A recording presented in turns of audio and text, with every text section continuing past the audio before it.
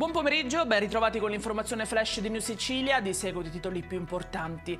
In apertura la raccolta fondi organizzata per i funerali dei coniugi tunisini residenti da anni a Ribere per i 3 fratellini figli della coppia rimasti orfani e ancora ricoverati in gravi condizioni. I piccoli sono sopravvissuti al tragico incidente stradale avvenuto sabato mattina lungo la statale Palermo-Sciacca.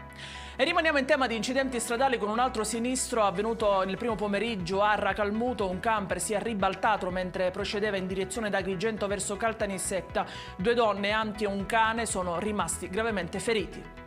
Ancora un caso di violenza nel carcere minorile Malaspina di Palermo, dove 3 agenti sono stati aggrediti da 4 detenuti mentre cercavano di eseguire la battitura delle inferriate. A denunciare l'accaduto è stato Gioacchino Veneziano, segretario generale della Wilpa Polizia Penitenziaria Sicilia.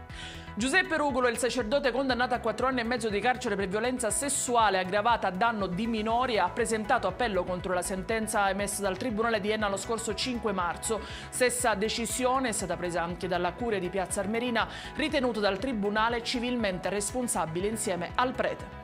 E in chiusura il meteo: dovrebbe arrivare da venerdì 18 ottobre la svolta autunnale meteorologica in Sicilia con il ritorno delle piogge. Tra domani e giovedì è previsto forte vento di scirocco. Da venerdì invece, come vi dicevamo, arriverà la prima ondata di maltempo con temporali e piogge abbondanti.